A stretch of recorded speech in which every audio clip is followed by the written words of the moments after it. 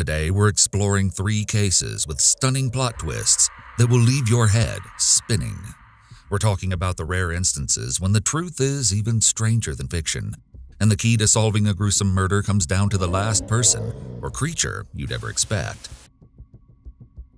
Nothing in this story is as it appears, and you'll find that the truth came with more questions than answers. On July 23, 2017, a 25-year-old woman named Lisa Theris was reported missing by her father, William Theris, and 2 friends to the Troy Police Department. She was living in Louisville, Alabama, and according to her father, had been missing since July 18, 2017, which was the last time they spoke on the phone. During the brief but very routine conversation, she told her father that she was just under 40 minutes away in Troy. So, who is Lisa Theris? The young woman was studying to become a radiologist at the time of her disappearance. Lisa was living in Mobile with her boyfriend, but her life took a dramatic turn after their tumultuous split in February. As a result, she moved back to Louisville to live with her parents and enrolled at community college. Unfortunately, her family reported that following the tough breakup, she became unpredictable and began staying out late with a bad crowd. Additionally, on June 8, 2017, Lisa attended a friend's court hearing in Coffee County and was allegedly thrown out of the courthouse due to disorderly conduct. When they claimed she continued to cause a disturbance, she was arrested and booked into the county jail before being released on bail. The misdemeanor charge came with a maximum of 3 months in prison, but more likely a fine of up to $500. Sadly, this turn of events would ultimately lead everyone to believe that she was initially unreachable by her own choosing. However, when several days had passed with no communication from Lisa, it became clear that something was horribly wrong. Adding to her family and friends' worries was that Lisa was legally blind and couldn't see much of anything without her contacts or glasses. Not to mention, she had a medical condition that required daily doses of prescription medication that was left at home. The Troy police got right to work, searching the most obvious spots and talking with those close to Lisa, but they found nothing right away. Then, as concerns for her safety began to escalate, investigators learned that the last people known to have been with the young student were 2 local men named Manley Green Davis and Randall Wade Oswald. According to the police, both men were already on their radar based on previous arrests, but the real breakthrough came when police claimed the duo was linked to a robbery that had just taken place at a remote hunting lodge on Pleasant Hill Road in Midway.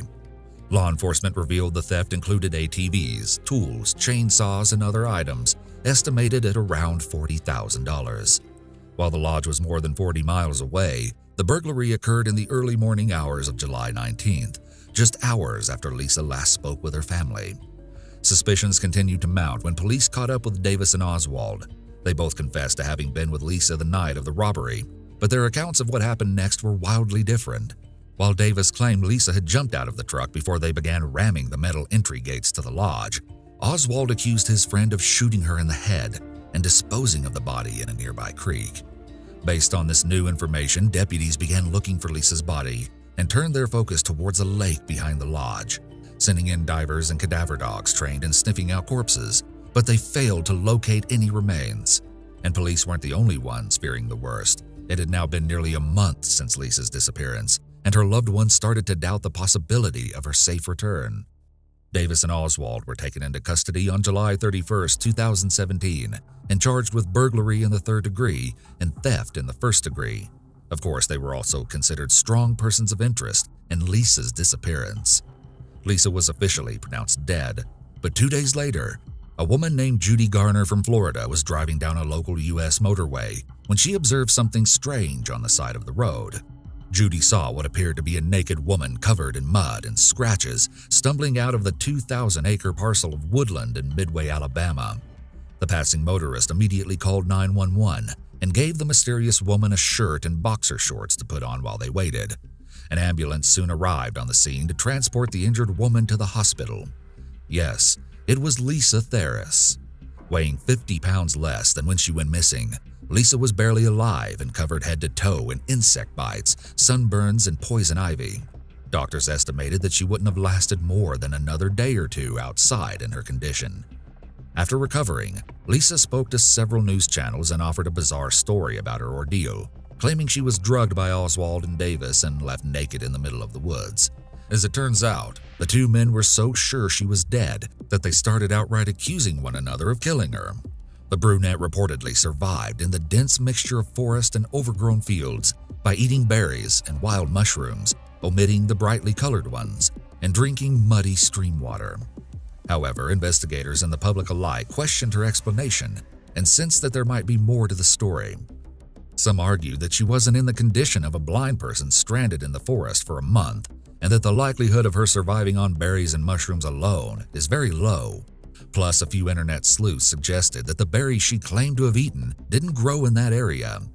Oh, and the patch of woodland she was said to be lost in contains various hunting tracks, hides, and power lines that lead directly out of the brush.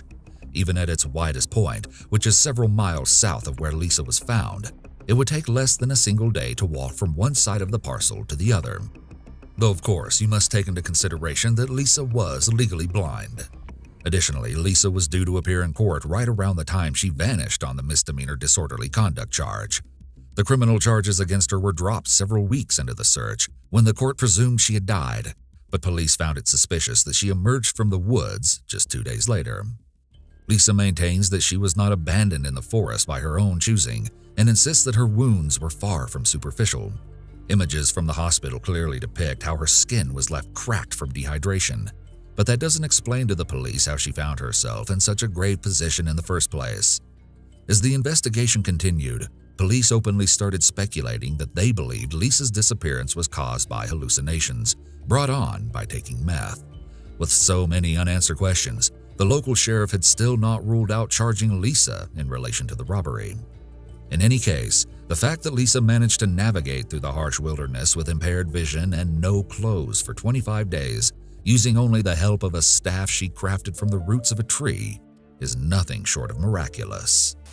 Let's move on to our next case. It's equally unexpected and heartbreaking. However, through the unbearable sadness surrounding this story, there lies a glimmer of hope for other cold cases in the resolution. On September 19, 1964, Angela Samoda, or Angie as she liked to be called by friends, was born in Alameda, California to Frank and Betty Ruth Samoda. After graduating from high school, she decided to enroll at the Southern Methodist University in Dallas, Texas. In 1982, at the start of her freshman year, the bubbly Angela was matched with her roommate, Sheila Wasaki. The two weren't exactly fast friends, but this pairing would later be the key to cracking this case wide open. But let's not get ahead of ourselves. The young scholar thrived in college as the social chairman of the Zeta Tau Alpha sorority, while studying computer science and electrical engineering. However, Angela's first semester with her roommate was a little rocky, as she had a boyfriend that Sheila wasn't particularly fond of having around all the time. Once she broke up with her bothersome boyfriend, they became much closer. Roughly 2 years into college, Angela began dating a construction site manager named Ben McCall. He was a little older, which inspired her to seek independence outside the dorms and move into an off-campus condo. Now, let's move on to October 12, 1984. Angela decided to go out on the town that night with two people, her friend Anita Kadala and a man she recently met at a bar, Russell Buchanan. Russell was a 23-year-old with a degree in architecture preparing to head off to graduate school. According to Russell, the trio bounced between different bars before spending a significant amount of time at Lakewood's Boardwalk Beach Club. They kept the party going at Shannon Wynn's Nostromo restaurant, where Angela used her charming personality to get them into an upstairs club called the Rio Room. They had a few drinks and danced until around 1 a.m., when they all decided it was time to head home. It was reported by a Rio Room employee that Angela didn't appear intoxicated when she left that night. After dropping Russell off at his house just 5 minutes from her condo on Amesbury Drive, Angela proceeded to bring Anita back to her dormitory.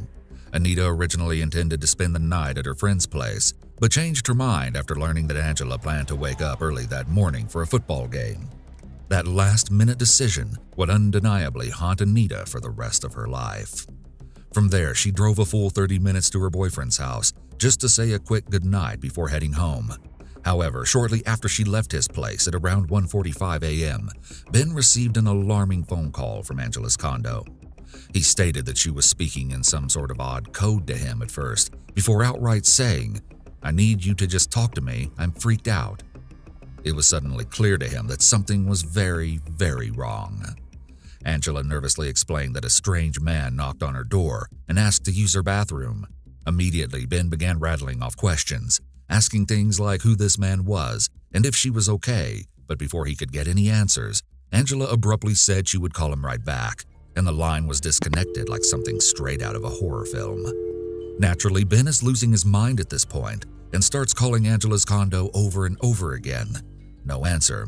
He jumps in his truck and speeds over to her place, continuing to call Angela using his mobile car phone. Still no answer. When he arrived at the condo, Ben noticed that Angela's Toyota Supra was parked in the drive, and there was no noticeable movement from inside. He began to knock furiously on her door while desperately shouting her name, but to no avail. Ben was left with no choice but to run back out to his truck and call the police. Well, since it was the 80s and 911 wasn't widely used yet, he technically had to call information first to get transferred to the police. Authorities were on the scene right away at 2:17 a.m., among them a 20-year-old female rookie cop named Janice Crowther, who took the call. She contacted the condo manager to unlock the door and swiftly made entry. She made a note of Angela's shoes, which were eerily placed in the kitchen, before hearing her partner call out in a frightful tone from the bedroom, "Hey Janice, I found her." Upon entering the room, they discovered the bloody, lifeless body of Angela Samoda, sprawled naked across her bed next to a giant stuffed bunny rabbit, with both legs draped off the side of her bed and her big blue eyes wide open and fixed. The once bright and energetic young woman had been brutally assaulted and stabbed a total of 18 times. The fatal wound was to her heart, which was viciously stabbed entirely out of its cavity and described by police as lying on top of her chest when she was found. Even more disturbingly, authorities suspected that the entire attack occurred while Ben was right outside her condo, trying to get help. DNA samples in the form of blood, semen, and fingernail scrapings were collected, but since it was the 80s, there wasn't a ton of use for them, yet. However, they were able to determine that Angela's attacker was a non-secretor, meaning the fluids belong to an individual that doesn't leave behind the antigens that distinguish their particular blood type in any of their secretions. This discovery was a vital piece of evidence because more than 80% of men are secretors. Of course, police had some suspicions right off the bat, starting with Angela's ex-boyfriend that Sheila disliked. But upon discovering that both he and Ben were secretors, the two were ruled out as suspects. That left just one name, Russell Buchanan. The following Monday evening at around 6 p.m., authorities interviewed Russell, who was still all dressed up in a suit from working. Police thought it strange that Russell claimed to have no idea Angela was dead, as it had already been on the news for a few days. Russell explained that the morning after they went out, he woke up early and left town for a wedding, then went directly to visit his family in Houston before heading home to study without ever watching the news. However, he was fully cooperative with the police, agreeing to take a polygraph test and even allowing them to search his home without any conflict. He passed the polygraph test, but authorities were a bit baffled by the excess of knives and old spears found in his home during their search. Russell claimed they were souvenirs from his roommate's 2-week African safari trip. Over the next 6 months, Russell was brought into the station periodically for questioning, but nothing was changing, and eventually he was forced to get an attorney. Then police got word that Russell had been accepted into a London grad school, and with no charges against him, they began scrambling to find a way to keep him in Texas. That's when Sheila Wysocki came back into the picture. Grasping at straws, police reached out to Sheila in hopes of gathering some hard evidence against the man they were convinced committed this heinous crime. And desperate to get justice, Sheila agreed to help. Sheila wore a wire and met Russell for dinner to see if his story matched up. Unfortunately for the police, their attempt to coerce a confession out of him using Sheila as bait failed when she reported back the same story he'd been telling all along. Unable to obtain the evidence they needed to indict him, Russell was free to move out of the country for graduate school, and Angela's case went stone cold. Sheila dropped out of school shortly after the murder and moved to Nashville, where she married and had 2 sons. Still, she remained haunted by the murder and grew increasingly frustrated by the lack of justice for her friend. Meanwhile, Russell eventually graduated and moved back to Dallas to start his own thriving architecture career. Understandably, his success bothered Sheila, who, like the police, fully believed he was guilty. On a random day in 2004, Sheila was studying for Bible classes when she said Angela suddenly appeared standing at the end of her bed. She spoke firmly to Sheila, explaining that her killer was still out there, and it was up to her to find him. Following the supernatural incident, Sheila became obsessed with finding answers, continuously reaching out to the Dallas police and urging them to reopen her friend's case. She called more than 750 times in a single year, but authorities insisted over and over that it was a lost cause. Deciding to do all she could to solve her friend's murder, she went out and earned a private investigator's license. At long last, in 2006, after tasking Detective Linda Crum with the case, the Dallas police began taking Sheila more seriously and agreed to reopen the investigation. Frustratingly, it was discovered that the evidence left in storage contained enough material for modern DNA testing. And in 2008, they got a hit. Linda Crum called Sheila and said the 3 words she'd been waiting more than 20 years to hear. "We got him." Sheila was expecting to hear the name Russell Buchanan, but that's not what happened. Instead, Linda Crum named a total stranger. Donald Andrew Best Jr. is the man who brutally stabbed Angela Samota to death. In a split second, Sheila's entire world flipped upside down as she realized that she'd been fighting to put the wrong man behind bars all those years. When the police called Russell to share the news, they were surprised to learn that he held no animosity towards Sheila or the Dallas Police Department. Instead, the celebrated architect explained that he was merely relieved to be freed from the cloud of suspicion that had shrouded most of his adult life. Speaking of which, let's talk about Donald Andrew Best Jr. At the time of his arrest, he was around 60 years old, 350 pounds, and serving a life sentence in a state prison in Huntsville. In 1978, he was charged with assault and aggravated kidnapping, but tragically, he was released on parole in 1984. It's believed he became fixated on Angela after seeing her at a bar that fateful night. His interest was taken to a deadly level when he followed her home from the Rio room. Shockingly, police believe he never intended to kill Angela, but stabbed her to keep her quiet when Ben started knocking on the door. In 1985, Bess was sentenced in Harris County, Texas, to life imprisonment on unrelated charges of assault and aggravated kidnapping. Finally, in 2010, he was tried for the assault and murder of Angela Samota. He was found guilty based on the DNA discovered at the crime scene and sentenced to death. So, after all these years, Angela can finally rest in peace in Amarillo, Texas at the Llano Cemetery. And as for her persistent friend, Sheila Wysocki, well, she thought about retiring her private investigator's license following the arrest. But when other families of tragedies began reaching out to her, she was compelled to help crack other cold cases and started her own firm, Without Warning Private Investigation. Additionally, she started a nonprofit organization called Without Warning Fight Back to educate women on assault prevention and self-defense. Sheila even made amends with Russell Buchanan, who she had been trying to convict for decades. As of 2021, the malicious predator known as Donald Andrew Best Jr. is still awaiting an execution date and remains on death row at Polunsky Prison in West Livingston, Texas. It was a dark, chilly evening in September 2008 when 63-year-old Agneta Westland took her dog on a routine walk through the woods outside the tiny Swedish village of Loftahammar. When she failed to return home in a reasonable time, her husband, Ingemar Westland, went out searching along her regular path. It wasn't long before Ingemar discovered the mangled body of his wife, lying in the snow near a forest lake with obvious trauma to her head and body. He promptly called the Swedish police to report the incident, but after leading authorities to her massively bludgeoned corpse, it quickly became apparent that Ingemar was their prime suspect. Of course, as with most cases, police will attempt to clear the victim's significant other first, but when their only other option was a mad lunatic lurking in the woods, they directed their focus solely on Ingemar. He was arrested and charged with the murder of his wife, but vehemently denied any involvement in the crime. After 10 days in jail and countless proclamations of his innocence, Ingemar was released due to a lack of hard evidence. However, he remained publicly on the police's radar for another 6 months, thus making him a pariah in his own community. The police eventually dropped all charges against Ingemar, but they failed to inform him or the community. As a result, he was forced to leave his home when neighbors began complaining, believing they were living with a murderer next door. But if Ingemar didn't kill his wife, then who did? Well, the astonishing truth came when Agneta's forensic analysis finally returned. And to say it was a complete shock to everyone is an understatement. According to the report, there was noticeable fur and saliva on the body that police initially attributed to a dog, but boy, were they wrong. It was actually consistent with a European elk, or moose as they're known in America.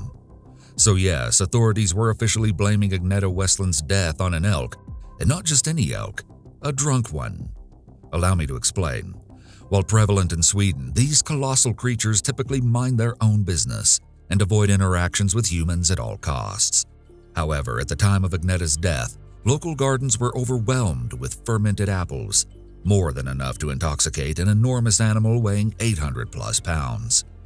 Tragically, this level of drunkenness makes the males very aggressive and bold, which explains why it would randomly kick a woman to death during her evening walk.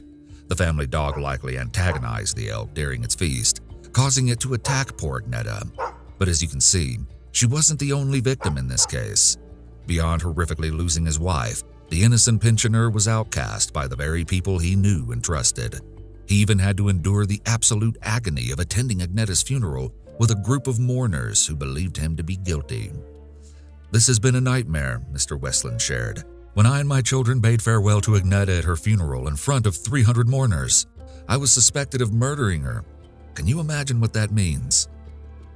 While police dropped the case against Ingmar for obvious reasons, the widower understandably sued the department for gross incompetence. However, some experts argue that it's very easy to see why authorities might have mistaken Agneta's brutal death for homicide, as it's incredibly rare for an elk to kill a person. Now, all things considered, Ingmar is lucky this whole ordeal didn't take place before technological advances in genetic testing. No jury would have ever believed such a grisly demise to be at the hands of a murderous moose.